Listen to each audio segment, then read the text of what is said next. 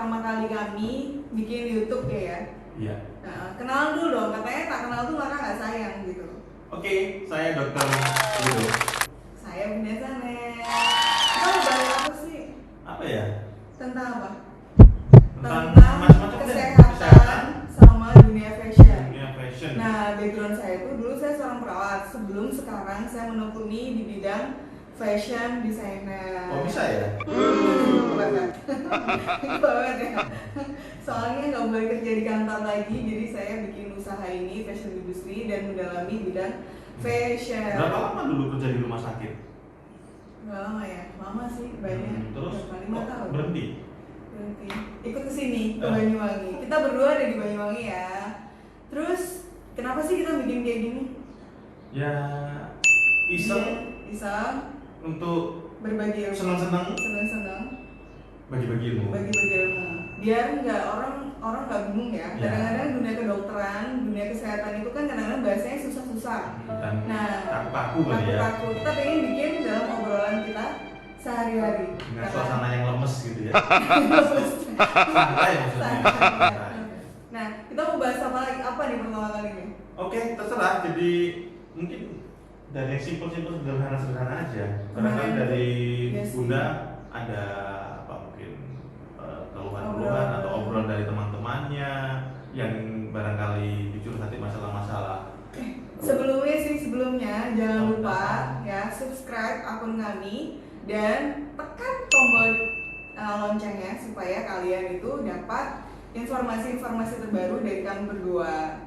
Mudah-mudahan bermanfaat ya. Nah, yang pertama nih kemarin tuh sebenarnya kita lagi habis pulang dari Jogja ya. Dari Jogja. Kita aslinya dari kami berdua sih dari Jogja. Ya. Iya. Lulusan mana sih? Saya SMA-nya Muhammadiyah 2 Jogja, kemudian lanjutkan ke Fakultas Kedokteran di Muhammadiyah Jogja, kemudian mengambil program spesialisasi kandungan di Gajah Mada di Jogja juga. Dimaklumi ya, suami saya ini soalnya itu biasa ngasih seminar, ngasih penyuluhan, jadi dia serius banget. Bilangnya saya. Biasanya kalau sama saya ngomongnya ayah. Lupa ya. Santai aja lagi ya. Lupa. Nah. Iya. Soalnya kebiasaan di ruang praktek harus formil gitu ya. Kalau ini kudu Harus santai santai dong, bingung. harus santai biar orangnya juga santai dengerinnya enak. Oke. Nah oke, kemarin tuh adik kita Rosa ya. Rosa tuh pengen program anak kan. Cuman dia tuh takut ke rumah sakit. Nanti kalau dia hamil segala macem, kan kita lagi masa COVID nih. Iya. Nah, menurut ayah tuh gimana sih? Iya sih, Menurut jadi ayah gimana sih? Biar dia kalau biar aman, biar ibu aman, hamil ke itu rumah aman sakit. ke rumah sakit. Terus enaknya berapa lama periksanya? Apa kayak biasanya gitu? Kayak nggak ada pandemi gitu. Enaknya gimana? Ya itu, jadi COVID ini bikin kita bingung ya, dibikin ibu juga bingung, mau ke rumah sakit takut, kalau nggak periksa bagaimana ya seperti itu. Tapi memang di awal-awal COVID di bulan-bulan pertama itu kita juga bingung ya, harus bagaimana, kemudian membatasi pasien atau enggak, pasien boleh berkunjung atau enggak, itu juga cukup bingung. Nah, tapi sekarang saya pikir kondisi sudah cukup terkendali. Terus ya udah nggak apa-apa kalau memang ada keluhan, ada keinginan yang mau disampaikan ke dokter dan harus ke rumah sakit, yang penting protokolnya dijalankan. Apa tuh protokolnya? Kalau misalkan ibu hamil ke rumah sakit pas kondisi pandemi harus gimana gitu? Ya protokolnya kan protokol umum Bun. Ya, apaan? pakai masker, Terus? cuci tangan, Terus? sama jaga jarak gitu kan. Jaga jarak. Iya. Sama suami jaga-jaga juga? Ya. Gimana Ya. dong? Jadi kalau di rumah sakit tetap harus itu ya? Iya. Aman Pokoknya kalau sebenarnya. 3 hal itu sudah dilaksanakan, insya Allah sih menurut kita aman di Aman, rumah ya. sakit ya. Terus biar, tapi ngaruh nggak sih sebenarnya COVID ini sama ibu hamil? Kenapa kok harus jaga kayak gitu? Terus mereka takut sebenarnya kenapa sih? Apa misalkan ibu hamil itu termasuk faktor apa ya? Kalau bilang apa sih komorbid ya? Ya sebenarnya sih ini Nggak. kondisi sama seperti penyakit infeksi lainnya, cuman kan kita ini baru ketemu dengan COVID-19, nggak tahu juga model virusnya bagaimana di awal-awal, model penyebaran seperti apa ya kan. Jadi ya paling enggak yang paling mudah pertama kali ya menahan diri dulu ya kan, sampai kita benar-benar tahu tuh virus itu gimana seperti itu. Oke, Jadi tetap boleh ya? Boleh Tetap dong. nggak masalah ya? Iya. Kasihan dong kalau nggak ke rumah sakit ya, dokternya juga kasihan ketika kerja.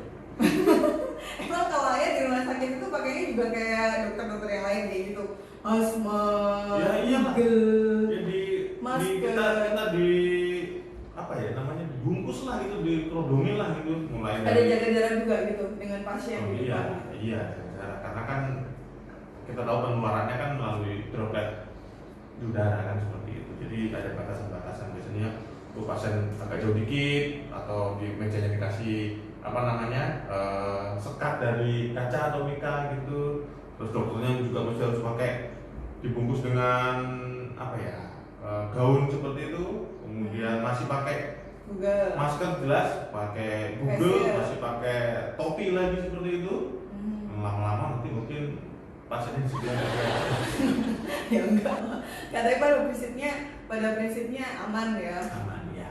Silakan ibu-ibu kalau mau datang ke rumah sakit terusnya ketemu saya silakan, nggak usah takut.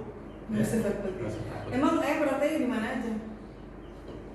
Yang pertama di rumah sakit Fatimah Banyuwangi, yang kedua di rumah sakit PKU Muhammadiyah Rogo Jambi, yang ketiga di klinik Cinta. Ini dokter kan bolehnya cuma 3 tempat praktek, tapi saya kok saya lagi ya jadi aku ya kok saya ayah jadi ayah itu fullnya di Fatimah Tapi kalau dan misalkan- PKU Rogo Jambi. Kalau misalkan ya melahirkan, itu maksudnya seserem itu nggak sih gitu?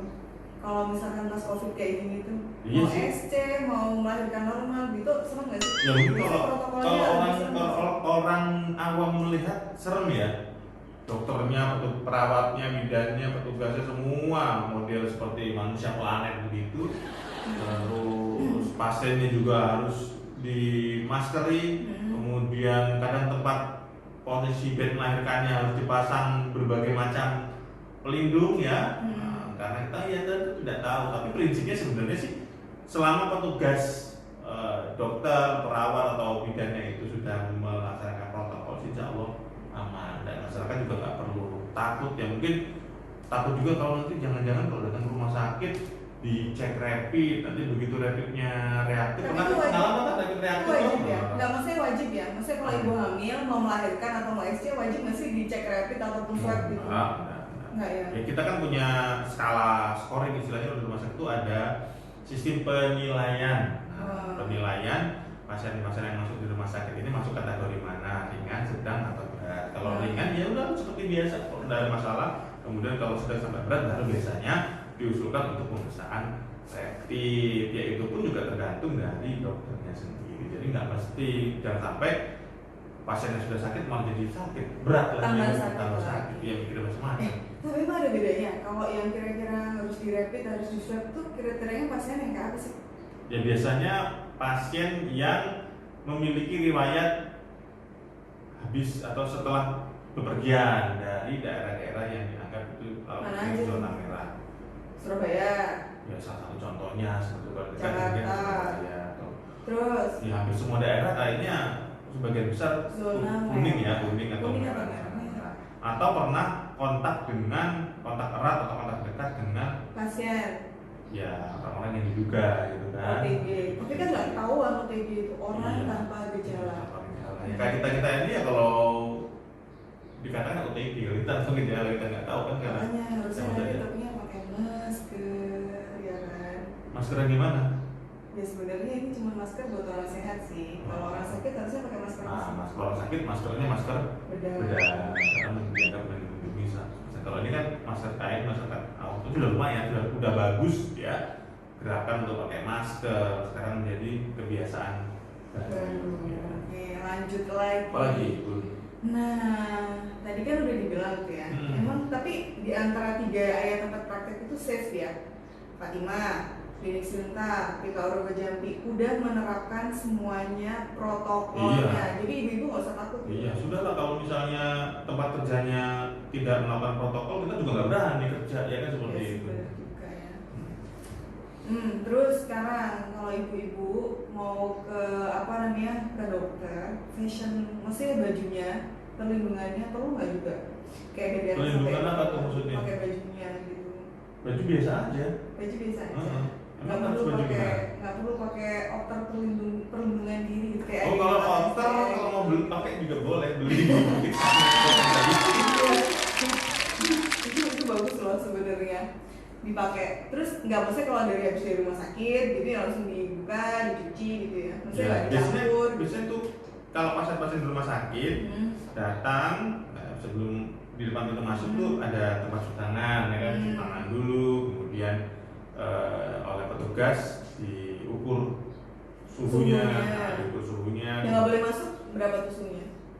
Ya. Yang nggak boleh masuk.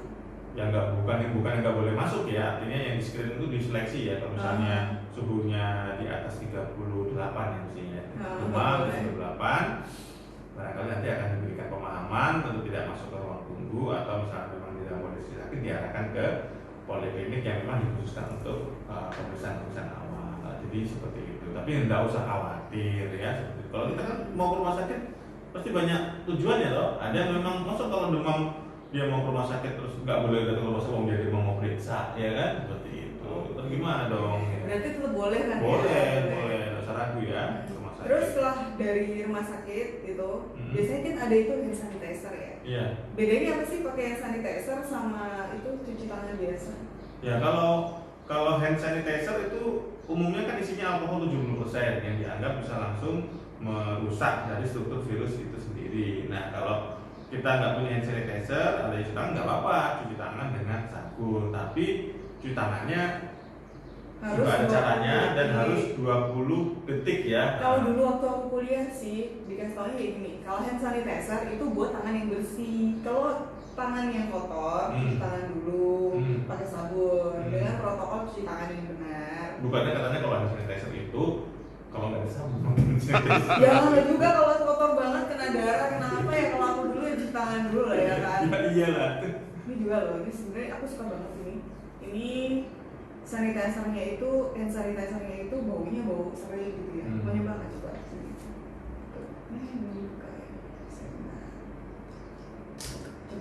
Coba. Ada serainya gitu, baunya beda kan? Iya wangi. Mungkin ini recommended sih ini buat. siapa yang buat? Ini dari Harulen, dari teman saya sih sebenarnya bisa loh, tapi dia punya usaha kayak gitu. Wangi.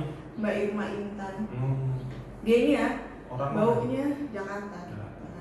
Ini baunya itu mungkin kalau buat ibu hamil itu kan ya kayak kalau bau-bau cium-cium bau-bau ini kan kayak pusing gitu ya, pusing, kayak enak gitu. Tapi ini bagus. Ini baunya juga ada hand sanitizer spray, ini ada hand sanitizer yang disinfektan. Ini bisa dilihat tuh kan. Terus yang ini nih Harulen, yang ini yang hand sanitizernya ya. Ini baunya itu serai gitu, jadi kayak bau yang apa ya? Yeah. Ini rekomendasi loh, aku suka banget. Kalau yang lain itu kan baunya kayak bener-bener herbal kayak ya, herbal, ini herbal banget. Jadi ini mungkin cocok nih, bisa ibu-ibu ngurangin hamil nih mualnya, misalnya ya mual, kan? mual atau muntah mungkin kadang-kadang parfum yang wangi aja dia masih ini ya masih mual. Tapi kalau ini apa namanya berbahan herbal rempah sih insya Allah biasanya bisa diterima. Terus jangan lupa tadi ya, ibu hamil tetap pakai masker. Emang efeknya apa sih? Lebih berat gitu kalau ibu hamil kena COVID? Iya. Kenapa? Ya jelas lah kan kalau COVID itu kan fokus sentralnya kan merusak ini apa namanya cara apa sistem pernapasan, di fokusnya ada di paru-paru ya. Kalau ibunya terinfeksi COVID tentu akan berat ya apalagi dia kan 2 kali lipat energinya ya yang dipakai gitu. Pneumonia itu yang dianggap apa namanya stage-nya untuk memperparah kondisi seseorang yang terkena COVID. Pneumonia itu apaan? Nanti orang nggak ngerti pneumonia itu apa. Ya, bahasanya paru-parunya kenapa? Paru-parunya seperti terendam air katanya rasanya itu tenggelam jadi orang tenggelam ya pantas ya. Berat. Berarti tetap ya buat ibu-ibu hamil walaupun sudah aman ya pergi ke rumah sakit ya pada kondisi pandemi kayak gini tetap yang pertama tadi apa cuci tangan, terus yang kedua pakai masker. Ini maskernya keren loh. Buatan sendiri. Ini ada logonya Black Label nih. Ini maknya. Jadi cari yang ada logonya Black Label. Black Label. Macam-macam kok ini nih. Ya, ada Black Label itu logonya ini pohon apa nih? Pohon kurma ya. Jadi ada yang ini 3D katun, tapi ini cuma 2 lapis sih sebenarnya, harusnya 3 lapis, tapi bisa kalau misalkan dalamnya dikasih tisu atau apa. Iya. Terus ini ada Hasika Max yang kelihatan ya gitu, ada macam-macam sih, bisa order, nanti dikasih linknya di bawah. Silakan. Ya itu. Terus kalau bisa, kalau secara saya seorang fashion designer, tapi saya juga ngerti kesehatan. Jadi kalau misalkan kalian itu ibu-ibu hamil itu mau ke dokter, sebaiknya pakai bajunya juga jangan yang mini-mini gitu, pakai yang panjang. Yes. Nggak boleh baju mini. Bukan karena supaya dokternya nggak tergoda ya. Enggak, tapi yang pertama karena untuk kesehatan juga gitu. Yang pertama tetap kalau alhamdulillah udah pakai hijab, alhamdulillah kan mesti lengannya panjang, celananya panjang gitu. Namanya kalau seandainya kita di dokter di rumah sakit itu kan kadang-kadang kita nggak ngerti itu permukaannya ada bakterinya atau enggak gitu. Jadi lebih bagus, lebih safety kalau pakai baju lengan panjang, celana panjang atau rok panjang gitu. Bersih, rapi, sopan ya. Nggak boleh pakai baju tidur ya. Sebaiknya jangan sih, tapi sering ya saya lihat gitu. Ini nggak diskriminatif. Kalau punyanya memang baju tidur sih, nggak masalah gitu. Cuman kalau memang bisa, ya pakailah gitu yang bajunya memang tetap fashionable ya. Tetap fashionable, maksudnya ya. Jadi kesimpulannya ibu hamil tetap harus tampil cantik gitu ya. Sebaiknya. Gitu. Sebaiknya. Tapi kadang ada sih ya bawaan bayi gitu. Cuman kalau saya lebih seneng sih ngeliat ibu hamil itu tetap tampilnya itu seger, cantik, matching. Itu kalau saya. Dokternya juga seneng ya. Seneng kan ya, dokternya juga seneng. Ya. Yang pertama kalau pakai baju tidur tuh, ya mungkin kalau punyanya itu sih nggak masalah ya, maksudnya mempunyai itu. Tapi mungkin juga ada yang reasonnya atau alasannya itu karena emang paling nyaman. Santai. Tapi sebenarnya tuh sekarang udah banyak loh guys.